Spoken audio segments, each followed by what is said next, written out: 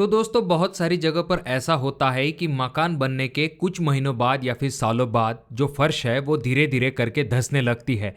ऐसे में दोस्तों पूरा घर बनने के बाद जब फर्श धंसने लगती है तो इससे आपका काफी बड़ा नुकसान होता है। पहली दिक्कत तो ये होती है कि ये दिखने में अच्छा दिखाई नहीं देता है और अगर आप इसे ठीक करवाने के लिए जाते हो तो आपको खर्च भी अच्छा खासा आ जाता है। जैसा कि आप अगले वीडियो में देख सकते हो, यहाँ पर फर्श जो है वो नीचे की तरफ धंस चुकी है, जिस वजह से आपको इस तरह के क्रैक दिखाई दे रहे होंगे।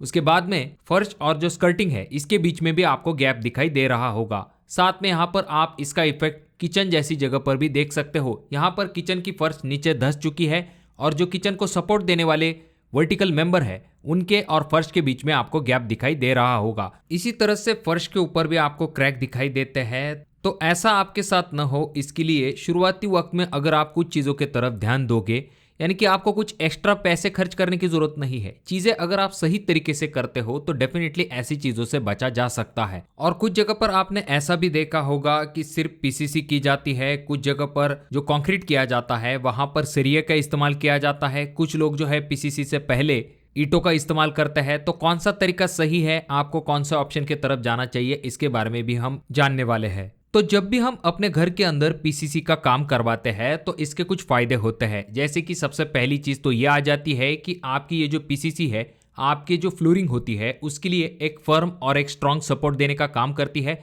साथ में एक लेवल में पीसीसी होने की वजह से आप जो इसके ऊपर टाइल लगाते हो वो भी एक लेवल में आने में काफी ज्यादा मदद मिलती है। तो इसीलिए ये जो पीसीसी है ये स्ट्रांग होना काफी ज्यादा जरूरी होता है। अगर इसमें कुछ दिक्कत हो जाती है तो आगे चल के आपको फर्श के ऊपर क्रैक दिखाई दे सकते हैं। साथ में ये जो पीसीसी होती है इसके नीचे भी कुछ इंपॉर्टेंट चीजें होती है।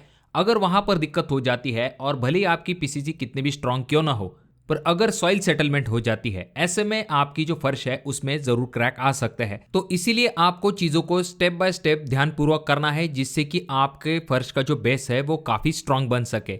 तो सबसे पहला स्टेप स्टार्ट हो जाता है जब भी आप प्लिंथ फिलिंग करते हो, यानी कि प्लिंथ की जो भराई करते हो, चाहे आप सॉइल से करो, मुरुम से करो या फिर कुछ जगह पर सैंड का भी इस्तेमाल किया जाता है प्लिंथ फिलिंग करने के लिए। तो जब आप उसे भरते हो तो आपको कुछ चीजें ध्यानपूर्वक करनी है, जैसे कि आपको layer by layer plinth filling करनी है। उसके बाद में जब आपकी प्लिंथ फिलिंग कंप्लीट हो जाएगी उसके बाद आपको तुरंत कॉम्पैक्टर का इस्तेमाल नहीं करना है। आपको सबसे पहले इसे अच्छे तरीके से पानी से अच्छे तरीके से भर देना है। जितना आप पानी का इस्तेमाल करोगे उतने ही एयर बबल जो है वो रिड्यूस हो जाएंगे और आपने जो प्लिंथ फिलिंग मटेरियल भरा है वो अच्छे तरीके से कॉम्पैक्ट हो पाएगा। याद रखिए, जब भी हम प्लेट कॉम्पैक्टर का इस्तेमाल करते हैं तो आपकी ऊपरी लेयर ही अच्छे तरीके से कॉम्पैक्ट हो पाती है, पर जब आप पानी का इस्तेमाल करते हो तो आपकी जो पूरी प्लिंथ लेवल होती है उसके नीचे तक अच्छे तरीके से कॉम्पैक्शन होने में पानी की वजह से काफी ज्यादा मदद मिलती है। तो इसीलिए पानी जैसी चीज को बिल्कुल भी अवॉइड मत कीजिए, अच्छे तरीके से प्लिंथ के ऊपर पानी दीजिए। उसके बाद आपको एटीटी कर लेनी चाहिए, यानी कि एंटी टर्माइट ट्रीटमेंट का इस्तेमाल करना है,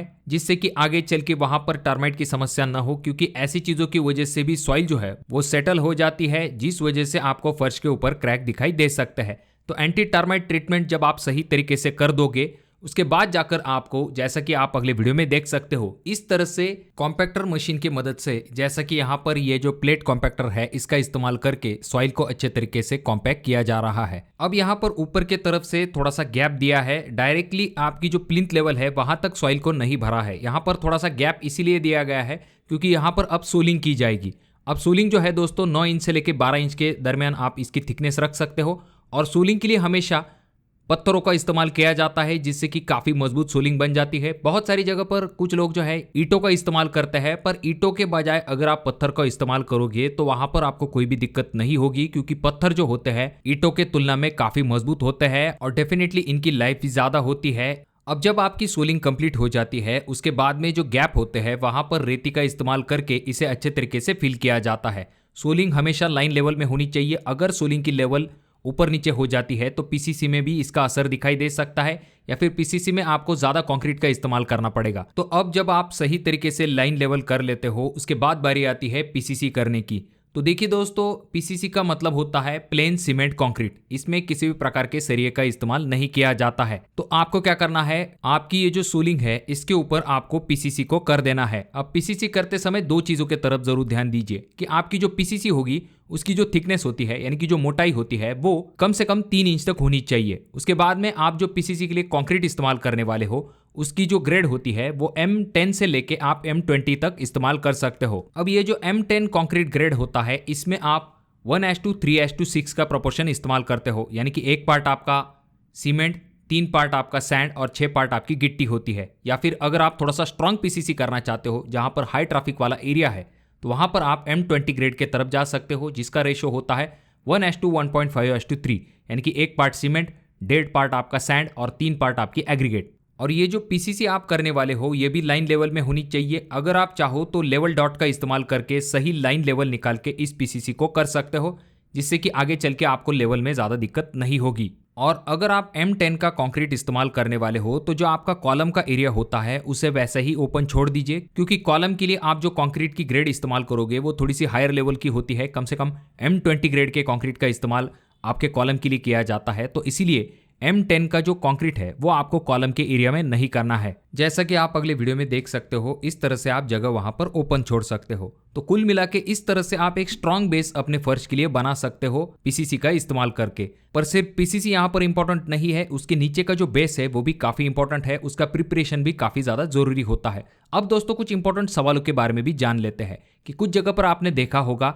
जैसा कि आप अगले वीडियो में देख सकते हो, यहाँ पर सरिया का इस्तेमाल किया गया है। तो क्या हमें पीसीसी के अंदर सरिया का इस्तेमाल करना चाहिए? तो देखिए दोस्तों, कुछ जगह पर ये साइट कंडीशन के ऊपर भी डिपेंड होता है। जैसे कि कुछ जगह पर है यानी कि ब्लैक कॉटन सॉइल होती है, तो वहां पर सेटलमेंट के चांसेस जो है वो काफी ज्यादा हो जाते हैं। ऐसे में कुछ जगह पर एक्स्ट्रा प्रिकॉशन के लिए लोग अपने पीसीसी के अंदर सरिया का इस्तेमाल करना पसंद करते हैं। इसमें 8 mm के सरिया का इस्तेमाल किया जाता है, 12 इंच बाय 12 इंच का सेंटर टू सेंटर डिस्टेंस रखा जाता है और उसके ऊपर कॉन्क्रीट किया जाता है। तो ये भी एक तरीका होता है। पर अगर आपके यहाँ पर सॉइल कंडीशन काफी अच्छी है यानी कि मजबूत बेस है, तो वहां पर आप डायरेक्टली सोलिंग करके उसके ऊपर नॉर्मल पीसीसी को भी अप्लाई करके फर्श को लगा सकते हो, तो वहां पर दिक्कत नहीं होगी। पर जहां पर आपको एक्स्ट्रा प्रिकॉशन चाहिए तो वहां पर सरिया का इस्तेमाल किया जाता है। कुछ जगह पर सोलिंग के लिए पत्थर के जगह पर ईंटों का इस्तेमाल किया जाता है, तो जितना पॉसिबल हो सकता है उतना पत्थरों का इस्तेमाल कीजिए, जो कि काफी स्ट्रांग होता है। इस तरह की थोड़ी अलग अलग कंस्ट्रक्शन प्रैक्टिस होती है अलग अलग लोकेशन के हिसाब से।